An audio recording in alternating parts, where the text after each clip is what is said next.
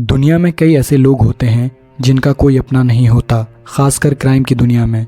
मैंने अक्सर देखा है कि जो लोग अपने गांव घर से दूर किसी अनजान शहर में नौकरी की तलाश में आते हैं वे अकेले ही रहते हैं। कभी यहाँ काम कर लिया, कभी वहाँ सो लिया। जब ऐसे लोगों का कत्ल या कोई उनके साथ कुछ गलत होता है तो ये घटनाएं ज़्यादा सुर्खियों में नहीं आती और पुलिस भी इनकी तहकीकात सही से नहीं कर पाती। ऐसे मामलों को सुलझाना बेहद मुश्किल होता है। इस कहानी में कहीं ना कहीं आपको ये चीज़ देखने को मिलेगी। अंकित नाम का एक लड़का जो दिल्ली के पास यूपी के बागपत का रहने वाला था, एक अच्छे परिवार से था। पढ़ाई लिखाई का शौक रखने वाला अंकित लखनऊ यूनिवर्सिटी के भीमराव अंबेडकर कॉलेज से पीएचडी कर रहा था और उसने अपनी पीएचडी सबमिट भी कर दी थी। अंकित के माता पिता की मृत्यु हो चुकी थी, लेकिन बागपत में उनके पास अच्छी खासी प्रॉपर्टी थी। अंकित को माँ बाप की याद बहुत आती थी, पर क्योंकि उसको पढ़ना लिखना था इसलिए उसने बागपत छोड़ दिया और अपनी पढ़ाई के लिए दूसरे शहरों की तरफ निकल गया। पहले वह लखनऊ गया और फिर गाजियाबाद आया। गाजियाबाद में ही अंकित का एक दोस्त था उमेश, जिसके घर में वह किराए पर रहता था। उमेश और अंकित की अच्छी दोस्ती थी। अंकित यहाँ रहकर अपनी पढ़ाई कर रहा था और उसके पीएचडी के 6 दोस्त अलग अलग थीसिस पर काम कर रहे थे। सबकी जिंदगी में सब कुछ ठीक चल रहा था। जब भी फुर्सत मिलती थी तो वे सब मिलते थे या सोशल मीडिया पर एक दूसरे से चैट करते थे। अंकित पढ़ने लिखने में बेहद होशियार था। पीएचडी करने के बाद उसका फ्यूचर ब्राइट था। वो चाहता था कि ज़िंदगी में कुछ बड़ा करूं। इस दौरान उसे एहसास होता है कि वह अपने गांव बागपत तो जाता नहीं तो घर वर का क्या करे, और उसके माता पिता के गुजरने के बाद उसे गांव जाने की भी संभावना नहीं थी और वहां पर कोई रिश्तेदार भी नहीं थे जो उससे जुड़े रहते या उसके हाल चाल पूछते। तो यही सब सोच समझकर उसने अपने गाँव की ज़मीन और मकान बेच दिया। इसे बेचने के बाद अंकित को 1 करोड़ रुपए मिले, जिन्हें उसने अपने बैंक में जमा कर दिया। और ये सब बातें उमेश को भी पता थी कि अंकित ने 1 करोड़ रुपए में ज़मीन जायदाद बेची है।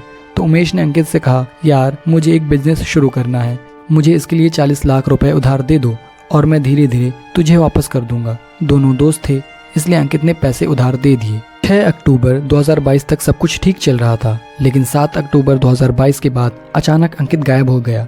ना वह कॉलेज जाता, ना अपने दोस्तों से मिलता और ना ही फोन करता। जैसे पहले ही बताया गया था, अंकित का कोई करीबी रिश्तेदार या जानने वाला नहीं था जो उसकी खैर खबर लेता।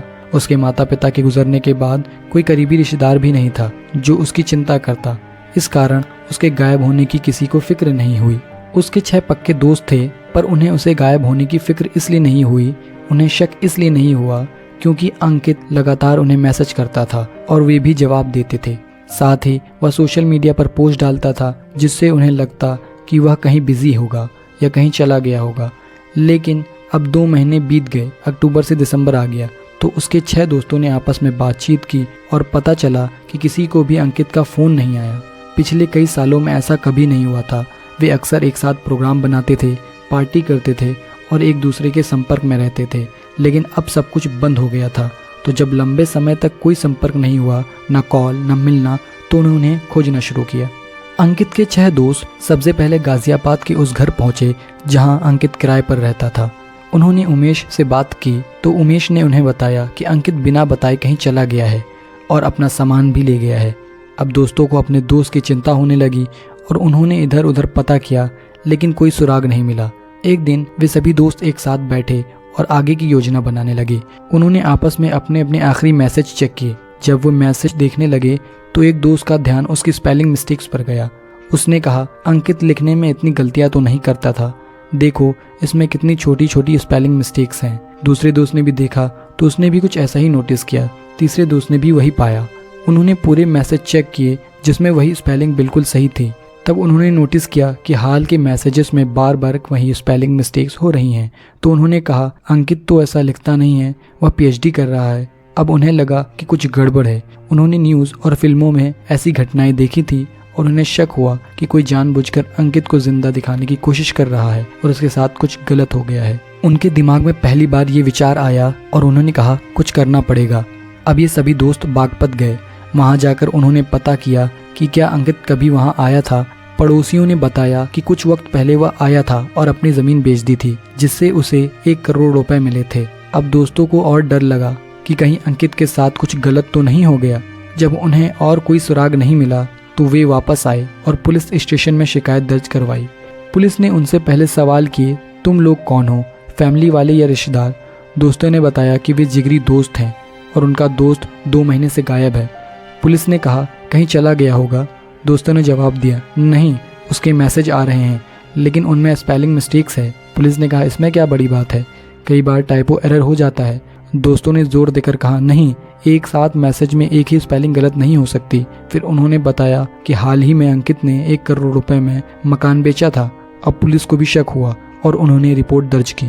अब तफ्तीश शुरू हुई। सबसे पहले पुलिस ने बैंक चेक किया। पता चला कि अंकित के गायब होने के बाद 1.5 महीने तक दिसंबर के महीने में भी कई जगह से उसके एटीएम कार्ड से पैसे निकाले गए थे। लोकेशन ट्रैक की गई तो पता चला कि ये पैसे रुड़की, देहरादून और गाजियाबाद के एटीएम से निकाले गए थे। इन सभी जगहों पर अंकित के मोबाइल की लोकेशन भी मैच कर रही थी। पुलिस ने कहा अंकित कहीं घूम रहा है, देखो देहरादून और अन्य जगह से पैसे निकाल रहा है और उसका मोबाइल भी उसके साथ है। लेकिन दोस्तों को शक हुआ कि ऐसा कैसे हो सकता है। उन्होंने पुलिस से कहा आप एटीएम में लगे कैमरे की जांच कीजिए। पुलिस ने कहा ठीक है, हम कैमरे भी चेक करेंगे। जब एटीएम के कैमरे चेक किए गए तो हर जगह एक अजीब बात दिखाई दी। कैमरे में जो व्यक्ति पैसे निकाल रहा था उसने मास्क पहन रखा था। 2022 के दिसंबर तक लगभग कोरोना खत्म हो चुका था और आम लोग मास्क नहीं पहन रहे थे। पुलिस ने सोचा हो सकता है कुछ लोग अब भी सावधानी बरत रहे हों। दोस्तों ने कहा यह अंकित नहीं है। अब पुलिस को शक हुआ और उन्होंने जांच को आगे बढ़ाया। सारे बैंक डिटेल्स चेक किए गए और देखा गया कि बहुत सारे पैसे निकाले जा चुके हैं। पुलिस ने कहा कहीं ना कहीं इसमें पैसा इन्वॉल्व है।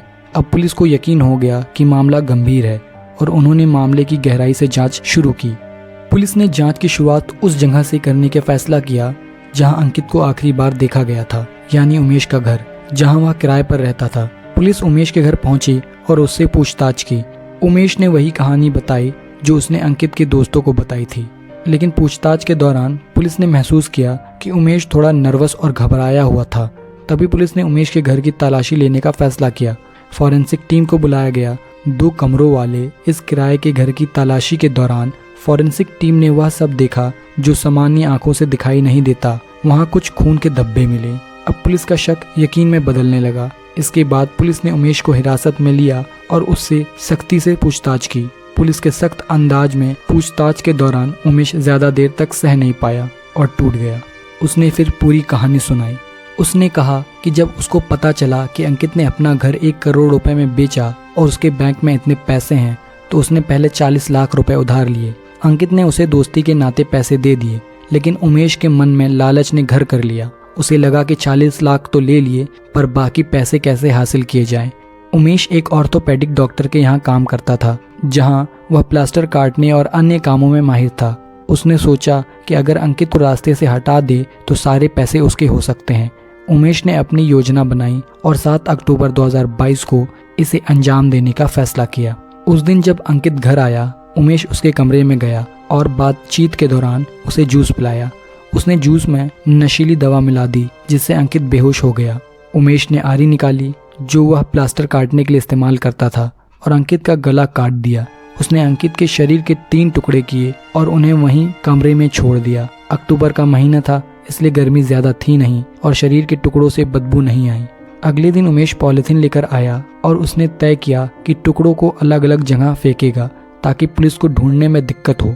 उमेश ने अपने एक दोस्त की गाड़ी ली और 3 टुकड़ों को अलग अलग जगह पर फेंक दिया और हर जगह कम से कम 20 किलोमीटर की दूरी रखी। इस तरह उसने अपनी घिनौनी योजना को अंजाम दिया और फिर घर लौट आया। फिर उमेश ने अपने एक दोस्त को भी इसमें शामिल किया और उसे अंकित का एटीएम कार्ड और मोबाइल देकर अलग अलग शहरों में पैसे निकालने को कहा। उसने बताया कि एटीएम से पैसे निकालते वक्त मोबाइल ऑन करना और बाद में स्विच ऑफ कर देना। इस तरह उमेश ने पुलिस को भी गुमराह करने की कोशिश की। उमेश ने अपना अपराध कबूल किया। उमेश को यह मालूम था कि अगर वह अंकित को मार देता है तो उसका पूछने वाला कोई नहीं है। अंकित के माता पिता मर चुके थे और रिश्तेदारों से कोई संबंध नहीं था। लेकिन उमेश को यह नहीं पता था कि अंकित के 6 बहुत अच्छे दोस्त हैं जो उसका हाल चाल पूछते रहते हैं। उमेश इस गहरी दोस्ती को समझ नहीं पाया। उसने सोचा कि उसे ढूंढने कोई नहीं आएगा। उमेश ने कत्ल के बाद सबूत मिटाने की हर संभव कोशिश की थी। उसने अपने कपड़े जला दिए थे ताकि खून के निशान न मिले। लेकिन उमेश की एक गलती थी, उसने अंकित के 6 दोस्तों को नजरअंदाज कर दिया।